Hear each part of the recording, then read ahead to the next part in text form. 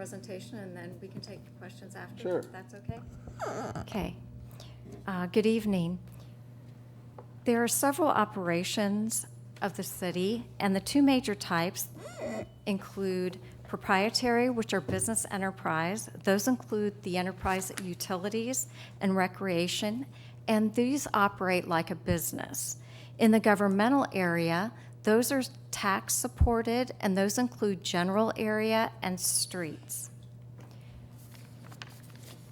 The enterprise funds include major, which are utilities, power, water, wastewater, refuse or sanitation, and stormwater. In the minor area, we have recreational, which includes golf and pool. In the general fund is those departments that are fully funded by the general fund include the city commission, police, fire, health, planning and zoning, general government, income tax, parks and rec, and others.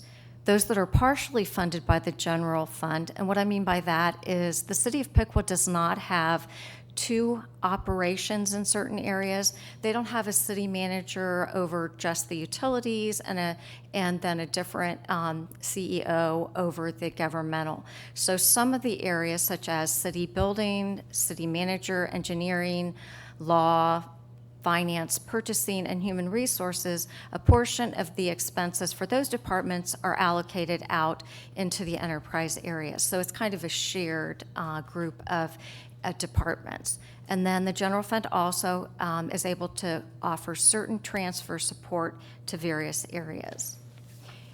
The enterprise, the revenues in the enterprise area are basically derived from self-supporting things like utility fee for services, also penalties and late fees, and occasionally there'll be user-driven special fees such as hookup fees or change-out fees or things like that.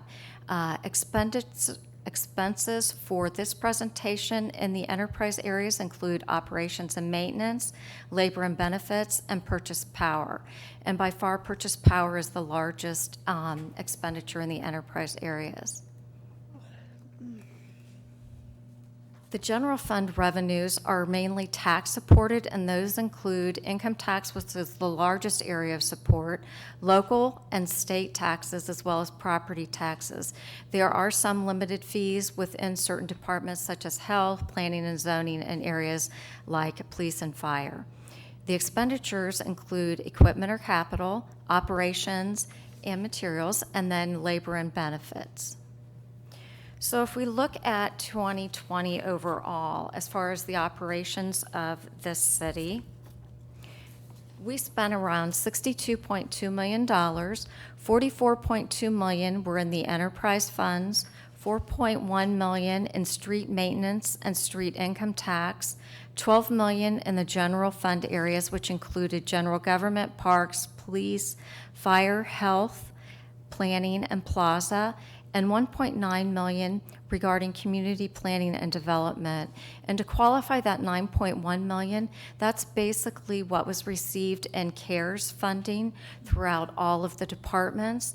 And those things were used for things like PPP, things like protective equipment, designing areas so that the employees would be safe, the public would be safe, as well as about $400,000 was used in helping offset police expenditures, and $1.4 million was used in offsetting fire expenditures.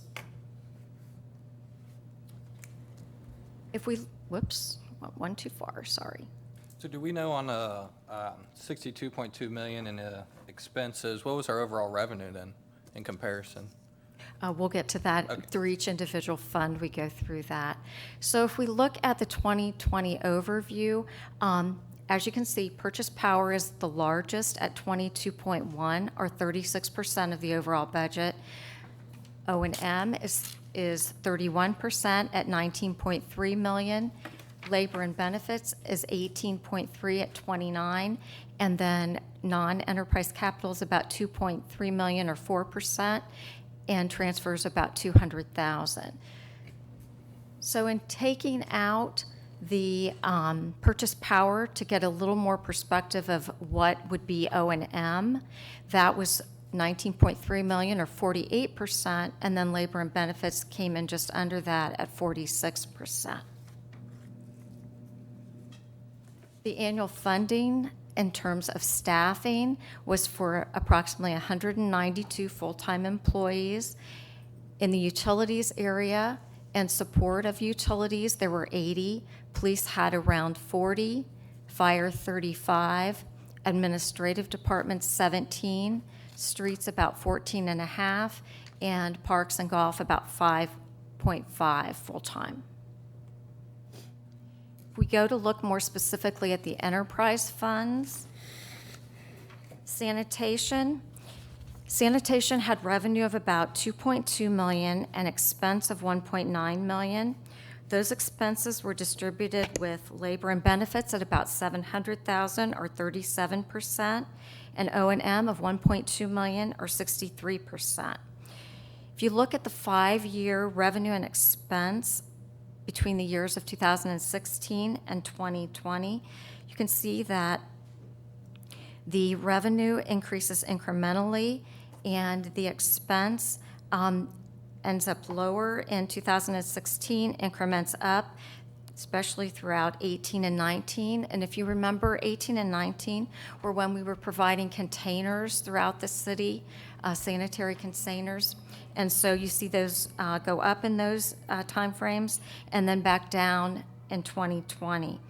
If you look at the unrestricted fund balances at the bottom over a 5-year period, they were depleting slightly from 1.1 or 2 million down to 900,000 as the containers are being distributed and the expense gone up. And then in 2020, because all of the departments were looking at containing costs throughout the COVID timeframe, it went back up to about 1.3 million in unrestricted fund balance. Do you know its capital purchases included in the O&M? No, capital purchases, the format that we used for this presentation was based on the audited financial statements or the CAFR information, and the enterprise funds, as far as capital, that's not an expense. That's an investment in an asset, and so over time, that's depreciated. And so the depreciation expense is what's shown within the enterprise budgets. Next to the electric fund, the revenues were 27.8 million and expenses were 29.2. Once again, the largest of that at 76% was purchase power. Labor and benefits were 2.6 or 9% of the budget, and O&M was 4.5 million or 15%. If you would pull out the purchase power and just look at labor and benefits, that was approximately 37%, and O&M were 63% for a different look at the distribution. The 5-year revenue and expense trend, as you can see throughout, purchase power is the largest amount, and O&M ebbs and flows according to what projects power has going on, and then labor and benefits are pretty consistent throughout that time. The unrestricted fund balance in power went from a high of 7.9 million in 16 down to 3 million in 2020, and I'll qualify that by saying that during that time period, there was a change in the pension liability accounting, and so based on the number of employees that are within the electric unit, that had an impact on it. So each year that can fluctuate, and so that's why you saw the distinction between the 7.9 and the 3 from that, and also from other liabilities that they may have had during that time. Can I ask, that's a pretty significant loss. And then looking at it year over year, if that would continue each year, is there a plan set forth for 3.9 to 3? I mean, what is that, a $1.3 million loss? I mean, if that continues each year. 3.9 to 3 is E- 900,000. Each year, each department looks at what their projected revenues are and then plans their projects around that. Currently, if you look at where we are in the electric fund, I think part of their purpose was to reduce certain balances as projects were completed. And I think Mr. Krieger said throughout that they're now coming to a time within their planned projects where a lot of the substations have been refurbished and some of the projects will now decrease. So I would hope that based on balancing revenues and expenses, that we would see that increase over the next few sessions. Okay. And then, can you help me understand, just, I'm not fully aware, so up there, revenue versus expense, yeah, it's 1.4 million loss. From 2019 to 2020, it dropped from 3.9 to 3. There's a difference there, so is that next year, 2021? Where does that add up? I see a difference of 0.9 versus 1.4. Am I understanding that correct?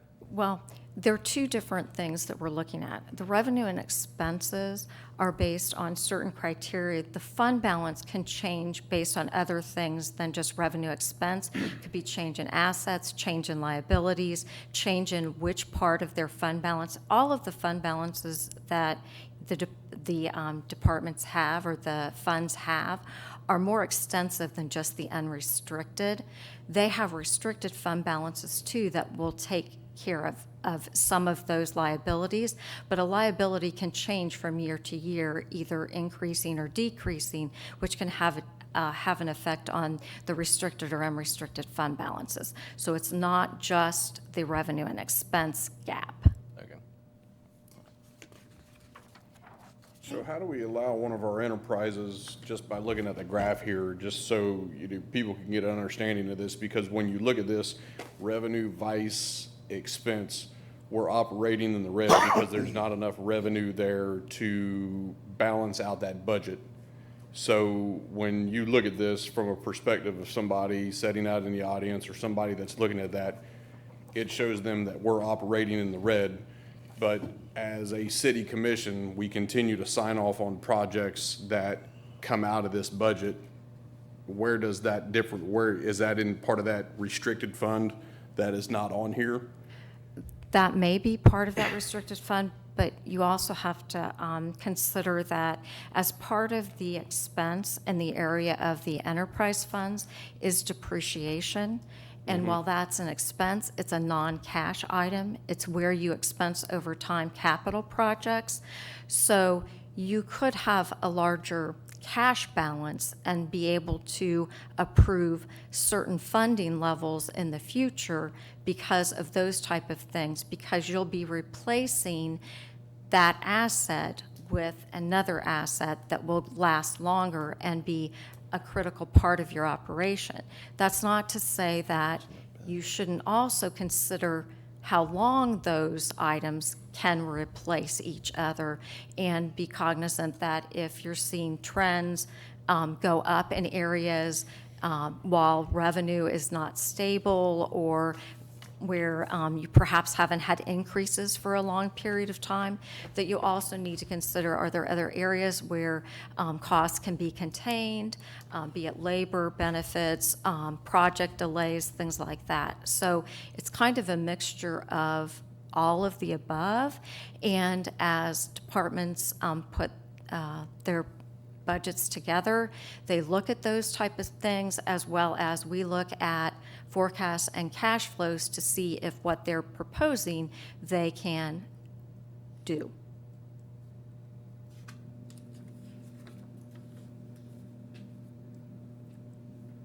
So next up is the water fund, and the revenue in the water fund last year was 7.5 million. The expenses were 7.1 million. Labor is approximately 1.8 million, or 25% of their expense, and O&M is 5.3 million, or 75% of their expense. The revenue in water is incrementally increasing. Those are based on the rates that were put in place a period ago. And then the expenditures For a period of time, the revenues were outpacing those, but then once the water plant and several other water projects such as the pipeline and the tower, the debt service on those are now in place, your revenues and expenditures are averaging out. So the 6.2 million that you have in place as far as your unrestricted fund balance, that needs to be maintained for your debt service, because annually your debt service is about 2.6 million a year. And then those that have loaned funds also look at you maintaining a certain level to be able to anticipate the next year's debt service, as well as I know water has things well in place above the ground, but below the ground there are some challenges for years to come in terms of replacement of water lines throughout the city. So we'll want to maintain a healthy balance in those fund balances. In the wastewater area, we had $6.8 million in revenue and $4.2 million expense. The labor was approximately $1.5 million, or 36%. O&M was $2.7 million, or 64% of their budget. This is what water was undertaking before. Wastewater is now doing, they're building up their revenues in anticipation of their debt service. We're anticipating that the wastewater project will be completed later on this year, if not into early next year.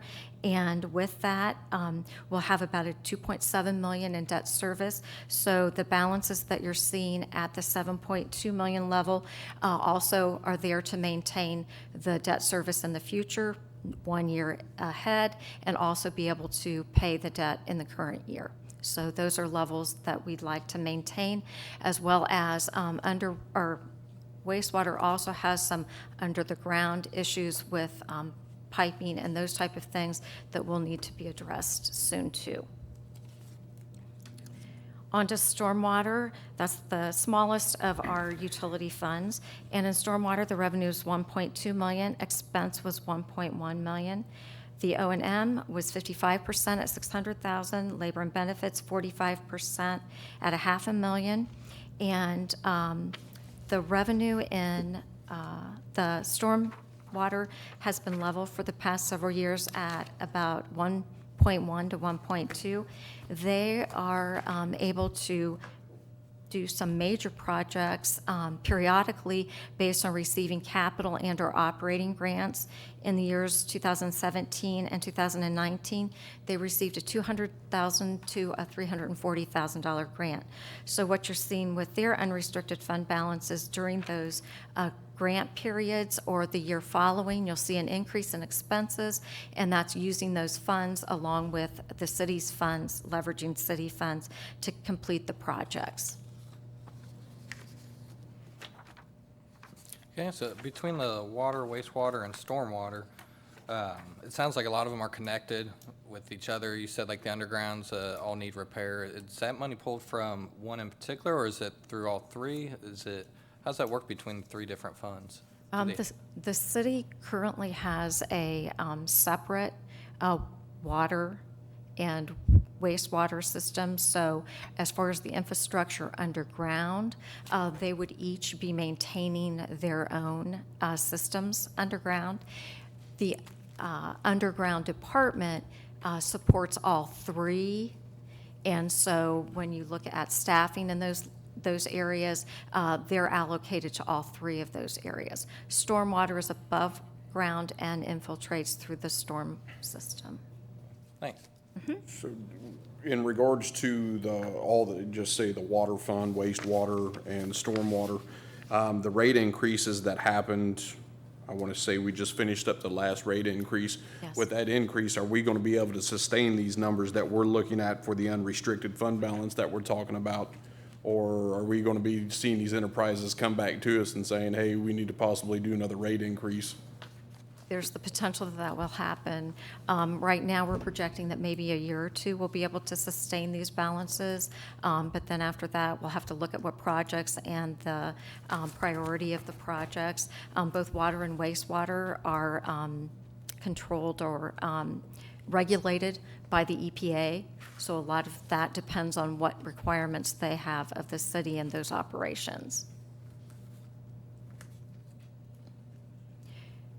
Okay, in the area of the street funds, which is also under the general funds area, there are two major funds there.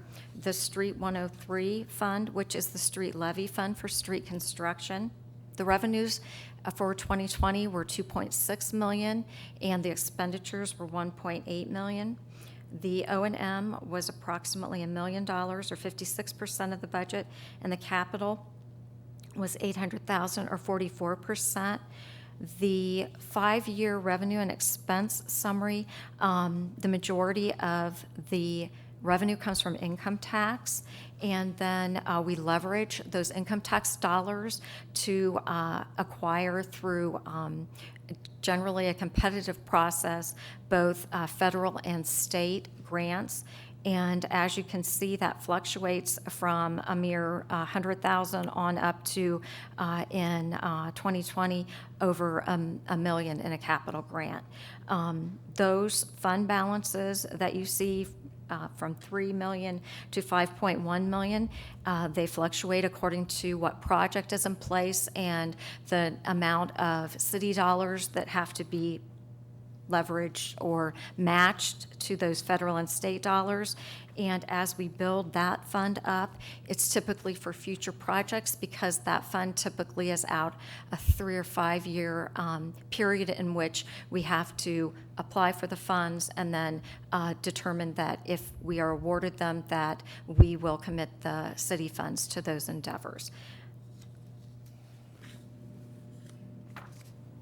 In addition, there's the Street 101 Fund, and that's basically the street maintenance fund within the city.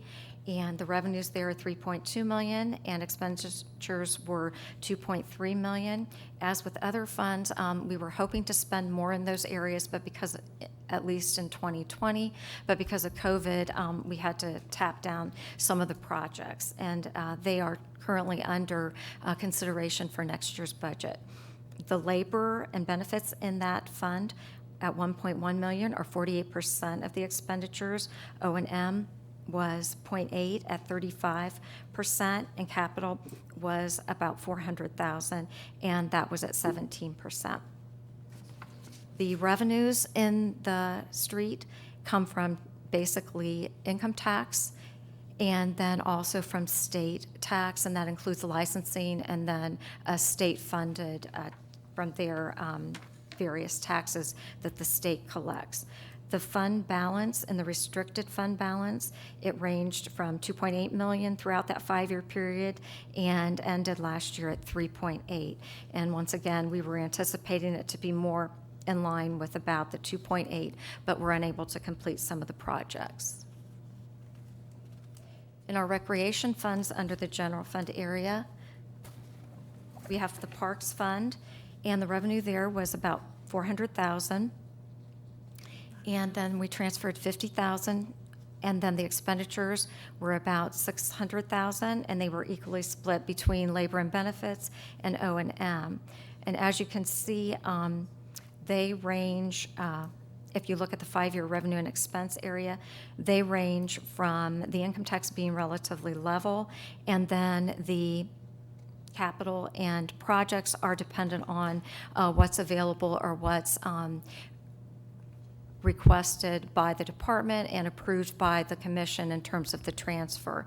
In terms of the 2019 transfer being larger, that was anticipation of projects to complete in 2020, and they were put on hold, so it's still there and available within the overall general fund budget, and it will be prioritized and back before you during the 2021 budget in terms of whether you would like to approve those projects again. So the Parks is an enterprise fund? No, Parks is under the general fund. Under the general? Mm-hmm. Pool as well? Pool is an enterprise. Okay. Pool is a minor enterprise fund. Yes, okay. Okay? And if I'm understanding that correct, that's why there's no fund balance, it's just Yeah, strictly, Right, General. because they Over as roll needed. into the general fund balance.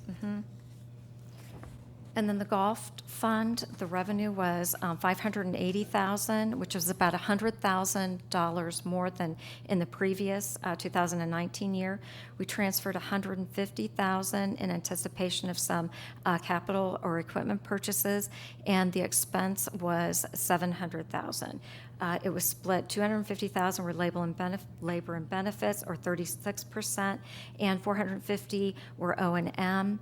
And that was up slightly because of some of the COVID.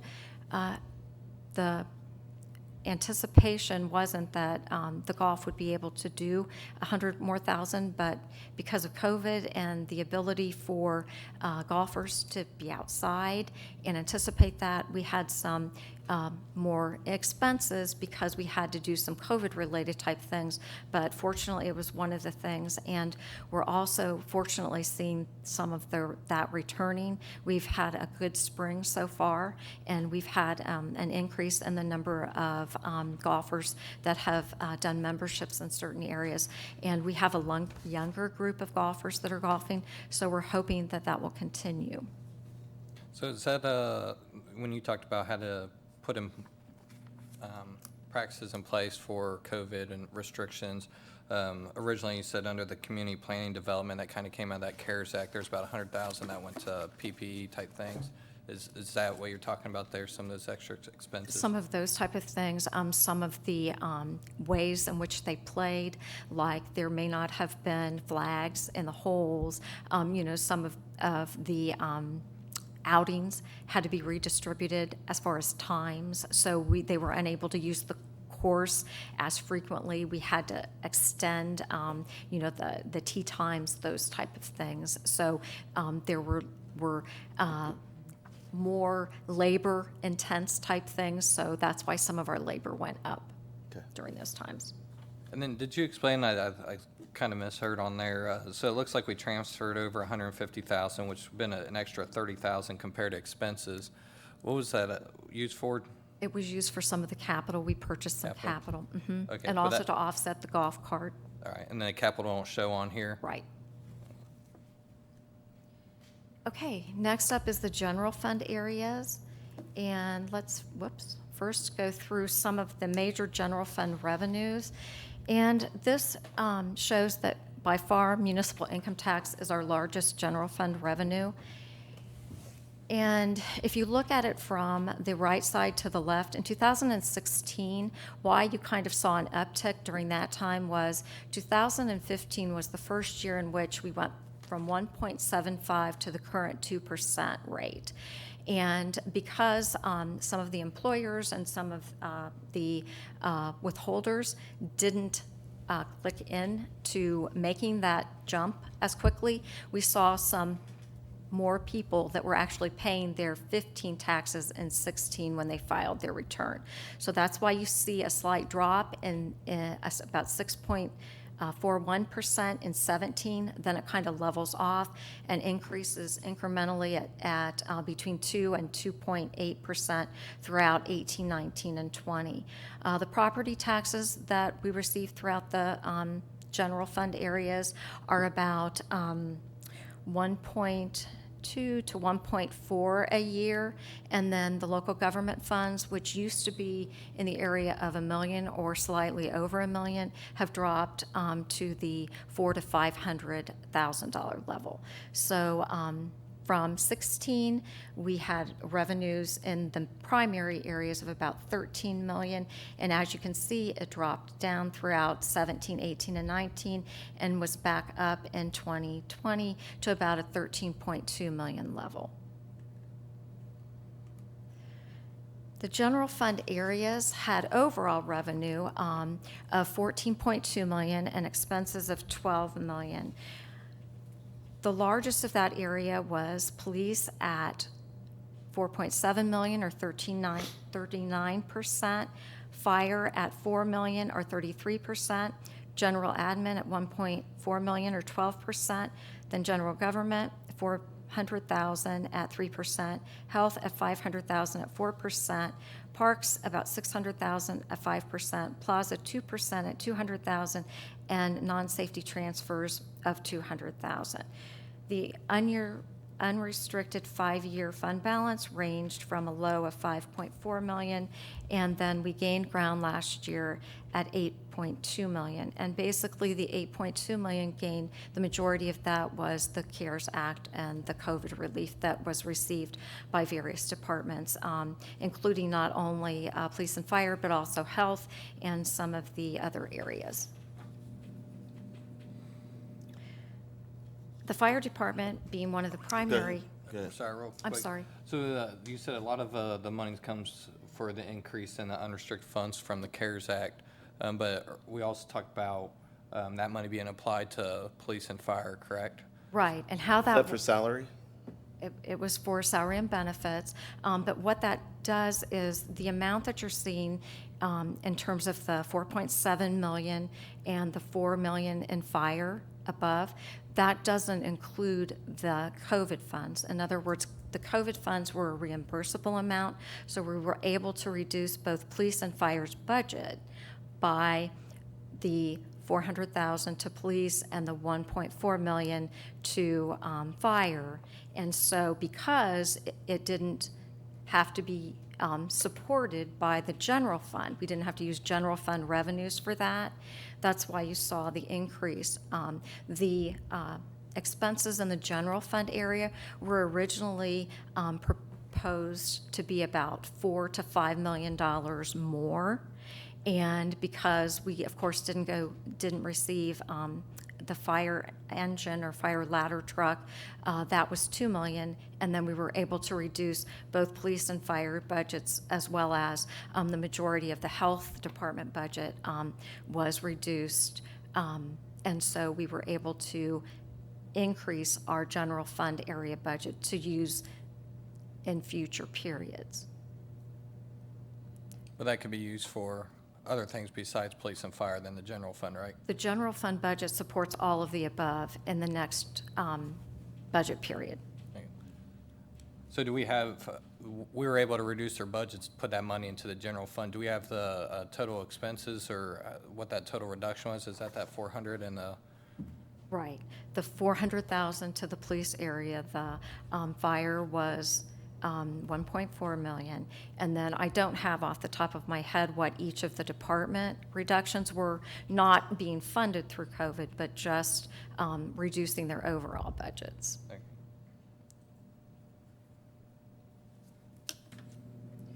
So specifically in the area of fire, their labor and benefits at 2.7 were 67%. Their O&M at 600,000 was 15%, and then their capital, which they were able to purchase the fire engine at approximately 350,000, and the ambulance and medic at 277. And why we showed the capital in this was I wanted to make the point that those were both things that had been ordered prior to the COVID hitting. There is between a 9, 12, and now up to, we're finding 15 and 18-month lag time between certain purchases, especially for large vehicles like that. So those were all in the works in the previous budget period and were actually delivered in the early to mid part of 2020. So are those replacement vehicles that are coming in to replace other vehicles that are currently in the fleet? Yes. Okay, and I'm gonna lead into a question. The fire truck that we just had repainted and re-decaled, is that part of this capital that's in here? Yes. I'm pretty sure it's part of the 350. You mean the new vehicle that was just decaled or a previously? No, this was one of our older platforms that they had out at Lumpkins that was painted, and then we sent it away to get decals put on it. That'll have to check. I'll check for you. Thank you. Okay, in the area of the police department, the revenue is 3.1 million, transferred was 1.4 million, and expense of 4.7 million. And their labor is 3.9 million, or 83%. O&M was 600,000, or 13%, and their capital was 200,000, which included 5 cruisers and 1 vehicle. And then that also included the fit-up costs for those, which happen outside of the actual manufacturing.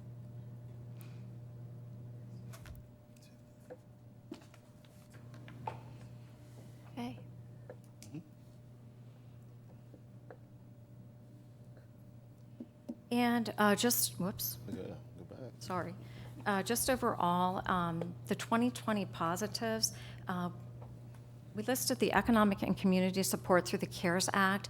It's not only the CARES Act dollars that we received, but within the community, there was a significant number of stimulus dollars that citizens and businesses received, PPP for businesses, dollars to school district, which overall have a profoundly positive effect on the community and businesses.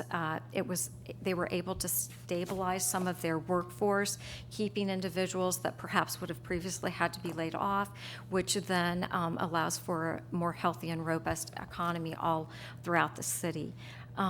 We had an engaged and city workforce, and I'd like this opportunity to personally and publicly thank all of the employees at the City of Piqua for going above and beyond over the last 12 to 18 months. It's been phenomenal, the ways in which we've had to work together, and the dedication throughout the whole entire city is so thanked. And then we live in an environment currently in the city and as well as in Ohio, where we had significantly low inflation and a lower cost of living. Whether that goes to 21 and beyond, I'm not sure. The long-term effects of the COVID will not be known for a while. We typically lag 12 to 18 to 24 months. So while we're coming out of it well currently, cross your fingers, I hope it continues that way. We, however, in certain areas have kind of a stagnant revenue base, and so we'll have to see what, if anything, we can do to help promote an increase in those areas. Certain areas, fuel and some of the other commodities that are governmental oriented, we're seeing some higher inflation. Hopefully it will be temporary, but we'll just have to keep a watch, particularly going into next budget year. And then we're also seeing scarcity of certain products and materials, and so we're indicating to some of the departments that they need to have larger inventories on hand because we're expecting longer lead times to receive those products. So with that, I can entertain any other questions you might have. If not, I'd like to thank you for all of your support throughout this time and always. Any other questions? I had one, because on that, some of our financial statements that we'll get, like, so safety, the street, parks, safety that's all fire, police, all rolled under one, correct? Mm-hmm. Okay. And then same, like, we had parks, so the pool's all in there. What all else is included in the parks? Parks does not include the pool. It does Pool not. is separate. Parks is like recreation, the playgrounds, the Pittsburgher Park, things like that. It's the maintenance of the fields and of the labor that goes in with the mowing and the keeping and maintenance of those areas, the bike path. Okay, like so that. pool its own separate fund then? Okay, because I didn't see it on there, and At all? I know our one financial statement showed that we had a loss of $50,000 with the pool. Is that for like the consultants that we had brought in? A to take a portion of it is the consultants. Another portion of it was the utilities. Certain areas of the pool still have to be maintained. And then I think a small portion of it was depreciation of the capital assets. And then there may have also been some just general areas like there would be an allocation to it for insurance and insuring things like that. So that type of thing.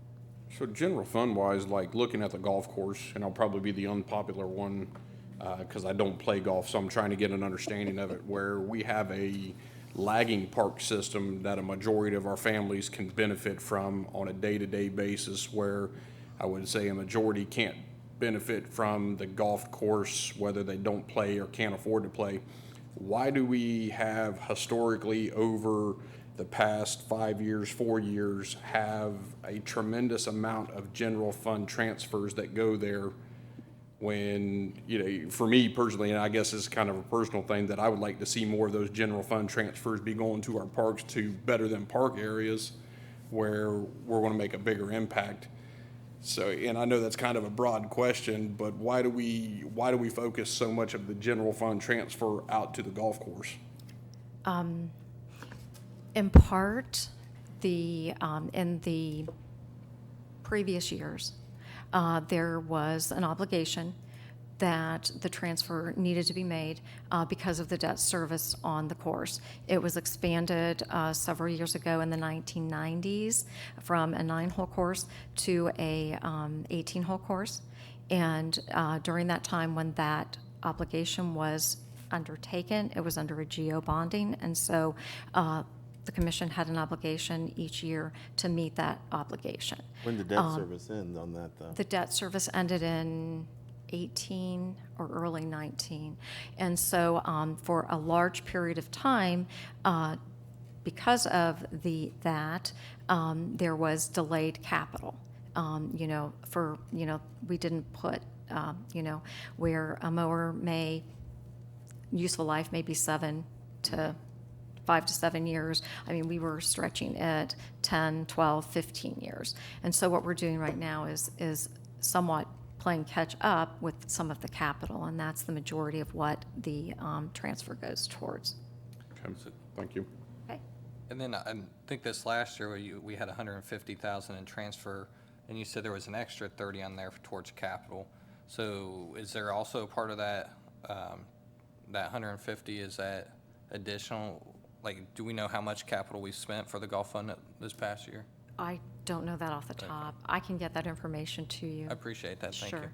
Mhm. Any other questions from the commission? Thank you for the update. I want citizens to be aware of where